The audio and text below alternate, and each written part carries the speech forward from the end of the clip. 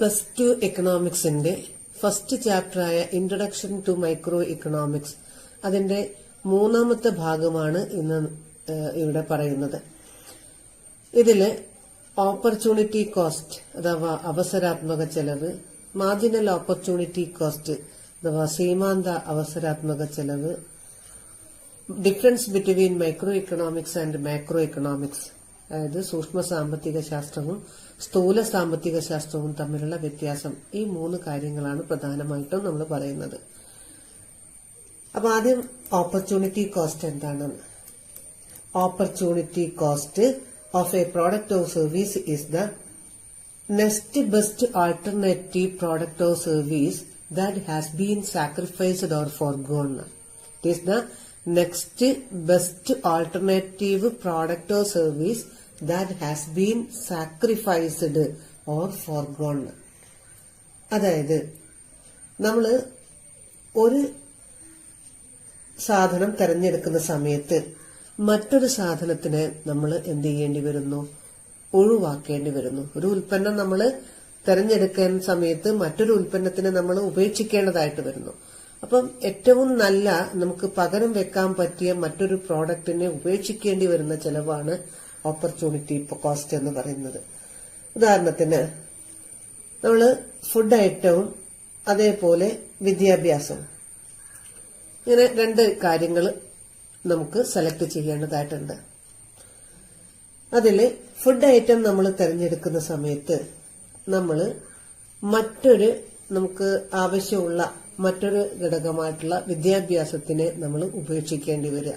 അതല്ലെങ്കിൽ വിദ്യാഭ്യാസത്തിന് വേണ്ടി അവിടെ നമ്മൾ ഫീസ് അടയ്ക്കുക തുടങ്ങിയുള്ള കാര്യങ്ങൾ നമ്മൾ ചെയ്യുന്ന സമയത്ത് നമ്മൾ ഏറ്റവും അത്യാവശ്യമായിട്ട് വിചാരിച്ചിരുന്ന മറ്റൊരു പ്രോഡക്റ്റിനെ നമ്മൾ അല്ലെങ്കിൽ സർവീസിനെ നമ്മൾ ഉപേക്ഷിക്കേണ്ടതായിട്ട് വരുന്നു. അപ്പൊ വിദ്യാഭ്യാസം അതുപോലെ തന്നെ ഒരു എന്റർടൈൻമെന്റിന് വേണ്ടിയിട്ടാണ് നമ്മൾ പണം ചെലവാക്കുന്നത് എങ്കിൽ, അതായത് ഒരു ടൂർ പോകുന്നതിന് വേണ്ടിയിട്ടാണ് ആ പണം ചെലവാക്കുന്നതെങ്കിൽ അത് നമ്മൾ ഉപേക്ഷിക്കേണ്ടതായിട്ട് വരുന്നു.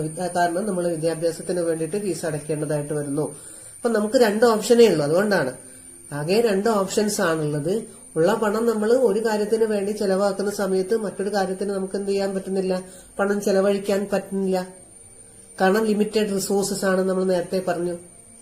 അതുകൊണ്ട് അപ്പം ഈ തരത്തില് ഒരു പ്രോഡക്റ്റ് നമ്മൾ അല്ലെങ്കിൽ ഒരു സർവീസ് തെരഞ്ഞെടുക്കുന്ന സമയത്ത് മറ്റൊരു പ്രോഡക്റ്റിനെയോ സർവീസിനെയോ ഉപേക്ഷിക്കേണ്ടി ഉണ്ടാവുന്ന ചെലവിനെയാണ് ഓപ്പർച്യൂണിറ്റി കോസ്റ്റ് എന്ന് പറയുന്നത്. ഇനി രണ്ടാമത്തെ കാര്യം എന്ന് പറയുന്നത് മാർജിനൽ ഓപ്പർച്യൂണിറ്റി കോസ്റ്റ് ആണ്. സീമാന്ത അവസരാത്മക ചെലവ് എന്ന് പറയുന്നത് is the additional cost in terms of A number of units of good sacrificed to produce an extra unit of other good. To produce an extra unit of other good എന്നാണ്. അതായത് മറ്റൊരു സാധനത്തിന്റെ അല്ലെങ്കിൽ ഉൽപ്പന്നത്തിന്റെ ഒരു എക്സ്ട്രാ യൂണിറ്റും കൂടെ produce ചെയ്യുന്നതിന് വേണ്ടി നമ്മൾ ഉപേക്ഷിക്കേണ്ടി വരുന്ന ഒരു സാധനത്തിന്റെ അളവ് എത്രയാണ്, എത്ര കൂടി, അല്ലെങ്കിൽ ഒന്നും കൂടെ നമ്മൾ ഉൽപ്പാദിപ്പിക്കുന്ന സമയത്ത് നമ്മൾ എത്ര യൂണിറ്റ്സ് ഇവിടെ സാക്രിഫൈസ് ചെയ്യേണ്ടി വരുന്നു എന്നാണ്. ഇപ്പൊ 10 യൂണിറ്റ് ആണ് നമുക്കുള്ളത്. 11ാമത്തെ ഒരു യൂണിറ്റ് കൂടെ ഉൽപ്പാദിപ്പിക്കേണ്ടി വരുമ്പോൾ ഇപ്പൊ ആ 11 എന്ന് പറയുന്ന ഒരു എക്സ്ട്രാ യൂണിറ്റ് നമ്മൾ ഉൽപ്പാദിപ്പിക്കേണ്ടി വരുമ്പോൾ എത്രയാണ് നമ്മൾ സാക്രിഫൈസ് ചെയ്യേണ്ടി വരുന്നത് എന്നാണ്. അപ്പൊ നമ്മൾ ആൾജിബ്രൈക്കലി MOC കാൽക്കുലേറ്റ് ചെയ്യുന്നതിന് വേണ്ടിയിട്ട് ഒരു equation delta Y by delta X ആണ്. ഡെൽറ്റ വൈ രണ്ടാമത്തെ സാധനത്തിന്റെ അളവിലുള്ള മാറ്റം, അതുപോലെ ഡെൽറ്റ എക്സ് എന്ന് പറയുന്നത് ഒന്നാമത്തെ സാധനത്തിന്റെ അളവിലുണ്ടാകുന്ന മാറ്റമാണ്. Change in the quantity of good Y and divided by change in the quantity of good X. അപ്പൊ ഈ രണ്ട് കാര്യങ്ങൾ തമ്മിലുള്ള റേഷ്യോ ആണ് MOC. ഇത് നമുക്ക് ഒരു ടേബിളിലൂടെ എക്സ്പ്ലെയിൻ ചെയ്യാൻ സാധിക്കുന്നതാണ്. അതിൽ പ്രൊഡക്ഷൻ പോസിബിലിറ്റി എന്ന് പറയുന്ന ഒരു കോളമുണ്ട്.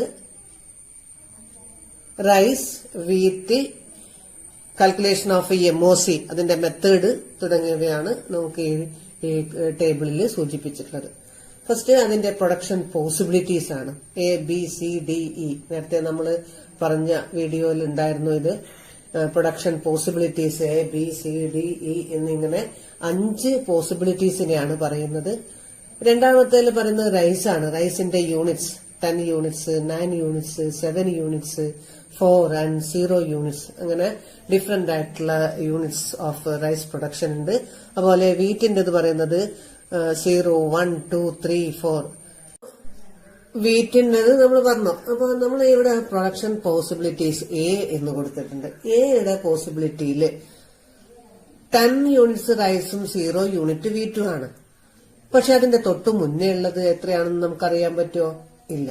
അതറിയാൻ പറ്റാത്തത് കൊണ്ട് MOC എ എന്ന പോസിബിലിറ്റിയിൽ എന്താണ്? നില്ലാണ്. അവിടെ നമ്മൾ മെത്തേഡ് ഓഫ് കാൽക്കുലേഷനിൽ കണ്ടില്ലേ, നില്ലാണ്.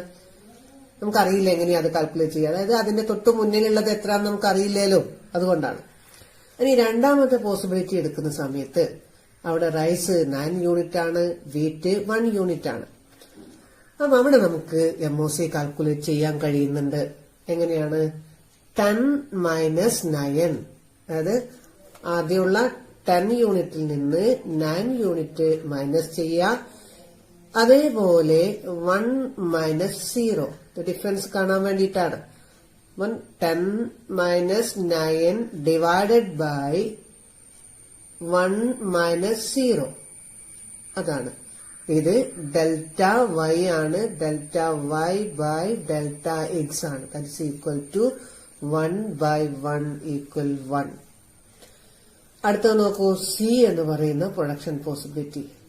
അവിടെ റൈസിന്റെ പ്രൊഡക്ഷൻ 7 യൂണിറ്റ് ആണ്, വീറ്റിന്റെ പ്രൊഡക്ഷൻ 2 യൂണിറ്റ് ആണ്.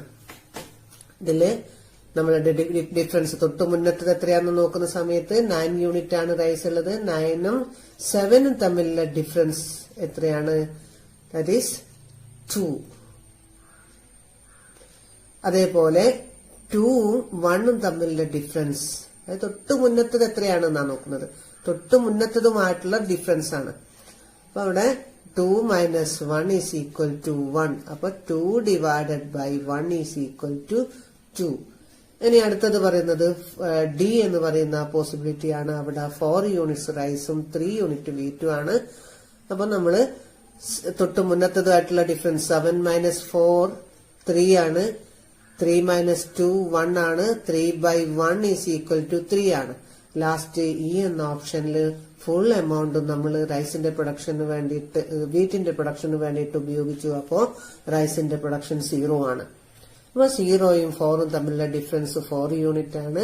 4 മൈനസ് 3 ഈസ് ഈക്വൽ ടു 3 ആണ്. അപ്പൊ that's equal to 4 by 1 is equal to 4. ഇങ്ങനെയാണ്. അപ്പോ ഈ കാൽക്കുലേഷൻ ആണ് നമ്മൾ MOCക്ക് വേണ്ടിയിട്ട് എടുക്കുന്നത്. അതിന്റെ മെത്തേഡ് ഓഫ് കാൽക്കുലേഷൻ എന്താണ്? Delta Y by delta X ആണ്. ഇങ്ങനത്തെ പ്രോബ്ലം എക്സാമിന് പലപ്പോഴായിട്ട് വന്നിട്ടുണ്ട്. MOCന്റെ കാൽക്കുലേഷനായിട്ട് റിലേറ്റഡ് ആയിട്ടുള്ള പ്രോബ്ലംസ്. ഇനി നമ്മൾ പറയുന്നത് ഈ MOC ഇവിടെ നമ്മൾ കണ്ടത് ഇൻക്രീസ് ചെയ്തുകൊണ്ടിരിക്കുന്ന, ആദ്യം 1 ആയിരുന്നു, പിന്നെ അത് 2 ആയി, 3 ആയി, 4 ആയി, അങ്ങനെ ഇൻക്രീസ് ചെയ്തിരിക്കുന്ന ഒരു കാഴ്ചയാണ് നമുക്കിവിടെ കണ്ടിട്ടുള്ളത്. 1, 2, 3 and 4 എന്നിങ്ങനെയാണ്. അപ്പൊ ഇവിടെ ഇൻക്രീസ് ചെയ്യുകയാണെങ്കിൽ ഇനി നേരെ തിരിച്ചിട്ട് വരാം. ഇവിടെ 4, 3, 2, 1 എന്ന് പറയുന്ന ഒരു ഓപ്ഷൻ വരാം. അത് ഡിക്രീസ് ചെയ്യുന്നതാണ്. ഇനി വേറെയാണെങ്കിൽ എന്താ വരിക? അത് കോൺസ്റ്റന്റ് ആയിട്ട് നിൽക്കാം. അപ്പൊ 2 ആണേ 2, 2, 2 എന്നിങ്ങനെ, അല്ലെ 1 ആണേ 1, 1, 1 അങ്ങനെ വരുന്നതാവാം.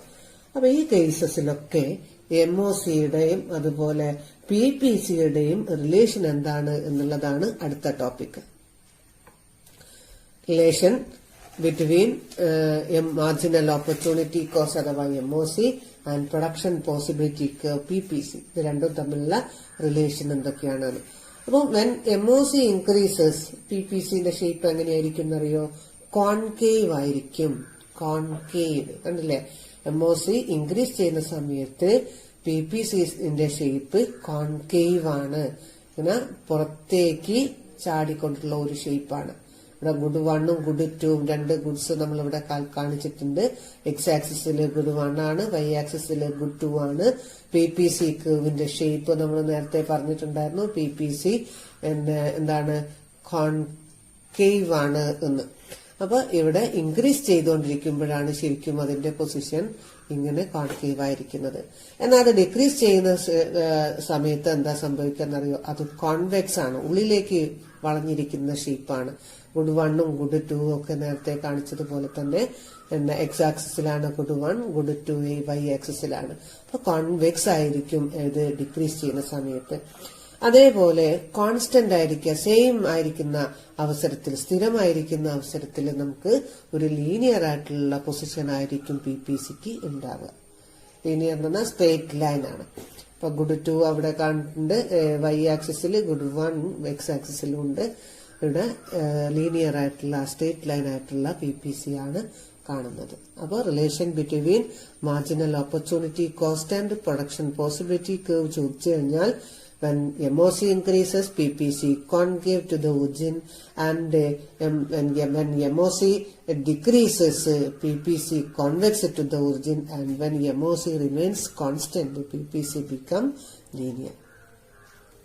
ഇനി അടുത്ത ടോപ്പിക്കിലേക്ക്, ഇത് ചെറിയൊരു ഷോർട്ട് നോട്ടായിട്ട് 2 മാർക്കിനൊക്കെ ചോദിക്കുന്ന ഒരു ക്വസ്റ്റ്യൻ ആണ്. പോസിറ്റീവ് ആൻഡ് നോർമാറ്റീവ് ഇക്കണോമിക്സ് എന്ന്. പോസിറ്റീവ് എക്കണോമിക്സ് വാസ്തവികവും അതുപോലെ പ്രാമാണികവുമായിട്ടുള്ള സാമ്പത്തിക ശാസ്ത്രത്തിന്റെ ആശയങ്ങളാണ്. 2 അതിൽ പോസിറ്റീവ് എക്കണോമിക്സ് എന്ന് പറഞ്ഞാൽ, ഇപ്പൊ അനാലിസിസിന് 2 ടൈപ്സ് ഉണ്ട് എന്ന് പറഞ്ഞു. എക്കണോമിക് അനാലിസിസിന്റെ 2 ടൈപ്സ് ആണ്. ഒന്ന് പോസിറ്റീവ് എക്കണോമിക്സ് ആണ്, മറ്റൊന്ന് നോർമാറ്റീവ് എക്കണോമിക്സ് ആണ്. അപ്പൊ ഒരു പോസിറ്റീവ് എക്കണോമിക്സ് എന്താണ് നമുക്ക് ഡീൽ ചെയ്യുന്നത് വെച്ചാൽ, വാട്ട് ഈസ്, എന്താണ് എന്നുള്ള ചോദ്യത്തിന് ഉത്തരം നൽകുന്നതാണ് പോസിറ്റീവ് എക്കണോമിക്സ്. എന്നാൽ നേരെ തിരിച്ച് നോർമാറ്റീവ് എക്കണോമിക്സ് എന്താ ഡീൽ ചെയ്യുന്നതെന്നറിയോ, വാട്ട് ഓട്ട് ടു ബി എന്നാണ്, എന്തായിത്തീരും അല്ലെ എന്തായിരിക്കണം എന്നുള്ളതാണ്. അപ്പോൾ ഇൻ പോസിറ്റീവ് അനാലിസിസ് നമ്മൾ പറയുന്നു, അവിടെ the consequences of an action are explained without going into its merits and demerits എന്ന്. അവിടെ എന്താ പോസിറ്റീവ് എക്കണോമിക്സ് അനാലിസിസ് നമ്മൾ നടത്തുന്ന സമയത്ത് ഒരു പോയിന്റിന്റെ അല്ലെങ്കിൽ ഒരു വസ്തുവിന്റെ കാര്യകാരണ ബന്ധം, അതല്ല ഇതിന്റെ ഗുണദോഷങ്ങൾ, ഇതൊന്നും നമ്മൾ ഡിസ്കസ് ചെയ്യില്ല without going it to its merits and demerits. എന്താണ് എന്ന് ചോദിച്ചാൽ വാട്ട് ഈസ് ദിസ് എന്ന് ചോദിക്കുന്നതാണ്. What is this a pen, അല്ലെങ്കിൽ ദിസ് ഇസ് എ ചോക്ക് എന്നൊക്കെ പറയുന്നത് പോലെ അതിൽ അതിന്റെ ഗുണമോ ദോഷമോ ഒന്നും എക്സ്പ്ലെയിൻ ചെയ്യുന്നില്ല. എന്നാൽ വാട്ട് ഓട്ട് ടു ബി ആണെങ്കിലോ അവിടെ നമ്മൾ എന്ത് ചെയ്യുന്നുണ്ട്, the result of an action are analysed by examine whether they are desirable or not എന്ന്. അപ്പൊ അവിടെ എന്തുണ്ട്, അതിന്റെ മെറിറ്റ്സ് ഉണ്ട്, അതിന്റെ ഡിമെറിറ്റ്സ് ഉണ്ട്. ഇതൊക്കെ നോർമാറ്റീവ് എക്കണോമിക്സിൽ അനലൈസ് ചെയ്യും. അപ്പൊ പോസിറ്റീവ് എക്കണോമിക്സിൽ അതിന്റെ മെറിറ്റ്സ് ഡിമെറിറ്റ്സ് അനലൈസ് ചെയ്യില്ല.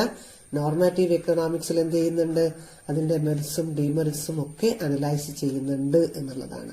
അപ്പൊ ഈ 2 എക്കണോമിക്സ് അനാലിസിസിന്റെ ടൈപ്സ് ആണ് പോസിറ്റീവ് ആൻഡ് നോർമാറ്റീവ് എന്ന പേരിൽ അറിയപ്പെടുന്നത്. അപ്പൊ 2 മാർക്കിന്റേതാണെങ്കിൽ 2 പോയിന്റ് നമ്മൾ പറയുന്ന സമയത്ത് പോസിറ്റീവ് എക്കണോമിക്സ് ഡീൽസ് ചെയ്യുന്നത് വാട്ട് ഈസ് ആണ്. അതേപോലെ തന്നെ പോസിറ്റീവ് എക്കണോമിക്സ് അതിന്റെ consequences of an action are explained without going into its merits and demerits. എന്താണ് എന്നുള്ള ചോദ്യത്തിന് ഉത്തരം നൽകുമ്പോൾ അവിടെ അതിന്റെ ഗുണദോഷങ്ങളൊന്നും എക്സ്പ്ലെയിൻ ചെയ്യുന്നില്ല എന്നുള്ളത്. എന്നാൽ നോർമാറ്റീവ് എക്കണോമിക്സ് എന്താണ്, വാട്ട് ഓട്ട് ടു ബി ആണ്. അവിടെ നമ്മൾ എന്ത് ചെയ്യുന്നു, whether they are desirable or not is considered എന്നാണ്. അത് പറ്റുന്നതാണോ അല്ലയോ എന്ന് നമ്മൾ അനലൈസ് ചെയ്യുന്നുണ്ട്. ഓക്കെ, ഇനി the last point of this chapter, that is the difference between micro economics and macro economics. അപ്പൊ ഈ ഡിഫറൻസ് നമ്മൾ പറയുന്ന സമയത്ത് ഫസ്റ്റ് ഓഫ് ഓൾ നമുക്കറിയാം എന്താണ് മൈക്രോ എക്കണോമിക്സ് എന്ന് പറയുന്നത്. മൈക്രോ സ്മാൾ അല്ലെ, മാക്രോ ലാർജ് അല്ലെങ്കിൽ വെരി ബിഗ്, ഇങ്ങനെ 2 ടേംസ് ആണെന്നുള്ളത്. അപ്പൊ നമ്മൾ ആ പോയിന്റ്സ് ഓഫ് ഡിഫറൻസസ് മറ്റുള്ളത് എന്തൊക്കെയാണെന്നാണ് അടുത്ത് നോക്കുന്നത്. യൂണിറ്റ്സ് ഓഫ് സ്റ്റഡി, പഠനത്തിന് ഉപയോഗിക്കുന്ന യൂണിറ്റിന്റെ കാര്യത്തിൽ വ്യത്യാസമുണ്ട്. അവിടെ നമ്മൾ ഇൻഡിവിജ്വൽ അല്ലെ, കൺസ്യൂമേഴ്സ്, ഹൗസ് ഹോൾഡ്സ്, ഫേംസ് തുടങ്ങിയവയാണ് കൺസിഡർ ചെയ്യുന്നതെങ്കിൽ അത് മൈക്രോ ഇക്കണോമിക് കാറ്റഗറിയിലാണ് വരുന്നത്. എന്നാൽ GDP, ഗ്രോസ് ഡൊമസ്റ്റിക് പ്രോഡക്റ്റ്, മൊത്തത്തിലുള്ളതാണ്. പ്രൈസ് ലെവൽ, ജനറൽ പ്രൈസ് ലെവലാണ്. അതൊക്കെ നമ്മൾ എന്തിലാണ് കൺസിഡർ ചെയ്യുന്നത്, മാക്രോ ഇക്കണോമിക്സിലാണ്. അപ്പോൾ കൺസിഡർ ചെയ്യുന്ന യൂണിറ്റ് ഓഫ് സ്റ്റഡി ഏതാണ് എന്നുള്ളതിനനുസരിച്ചിട്ട് അതിനെ നമുക്ക് മൈക്രോ ആണോ മാക്രോ ആണോ എന്ന് തിരിക്കാം.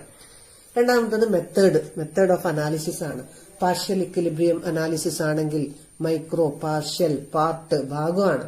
ജനറൽ ഇക്വിലിബ്രിയം എന്ന് പറഞ്ഞാൽ ഫുള്ളായിട്ടാണ്, പൊതുവായിട്ടാണ് അല്ലെ. അപ്പൊ ഭാഗിക സന്തുലിത വിശകലനം എന്ന് പാർഷ്യൽ ഇക്വിലിബ്രിയത്തില്, അപ്പം ജനറൽ ഇക്വിലിബ്രിയത്തില് പൊതു സന്തുലന വിശകലനം എന്ന് പറയും.